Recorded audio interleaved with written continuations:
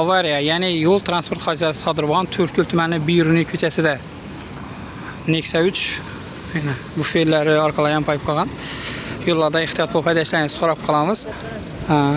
O'z yo'nalishidan gapirgan Nexia 3 yashilda kirib kelgan, fur haydovchisi qizilda kelib urib bergan.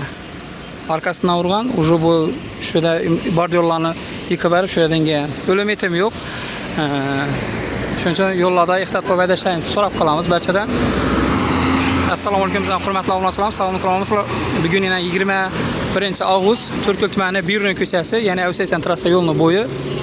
Bu yerda svetoforda tenda znak bor. Hamma yo'l berib o'ngaylanishi mumkin deb qo'yibdi, lekin oranda yashilda kirib kelganlarga yo'l berish kerak. Avvalo znakni tushundi yo tushunmadi, qizilda kirib ketaverganlar hamda furayda o'tsa turkalik ekan. Shuda yana hozir buni urib bergan. Lekin hech narsa bo'lmagan. Nega? Haydovchiga hech narsa bo'lmagan. Evakuator xizmati keldi. Nima olib ketadi. Lekin furani yuklab bilmaydi evakuator. Shunday yo'llarda o'zlari ehtiyot bo'lib haydamidlardan keyin shunda duradilar zaddeshi bo'lib. Tadbirlar kuchaytirilgan, barchadan ehtiyot bo'lib haydashlaringizni so'rab qolamiz. O'zbekiston mustaqilligining 35 yilligi nishonlanadi tez arada. Shu oldindan tadbirlari bo'lib turibdi. Hujjat sayda birgalar ko'p. Shuning uchun barcha hujjatlaringizni yoningizda olib, yo'llarda boshqarishlaringiz va remellarni dokumentasiyalaringizni iltimos qilib so'rab qolamiz. Keyin barcha ota-onalardan, barchadan iltimos qilib so'rab qolamiz.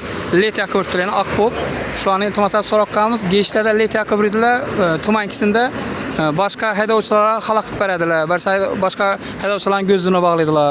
Shuning uchun letlar ham red bo'lib turibdi. Skuterlar ham red bo'lib turibdi. Skuterda birgalar, zaryadda birgalar, shular ko'p katta yo'llar, trassalar chiqib haydab turibdi. Shu iltimoslar so'rab qolamiz, katta yo'llarda, trassalarda haydamanglar va salom yaxshimisiz, saqlashim. Let qo'ymanglar va skuterlar katta trassalarda haydamashlarini so'rab qolamiz. Avariya holatlari ko'p chiqib turibdi.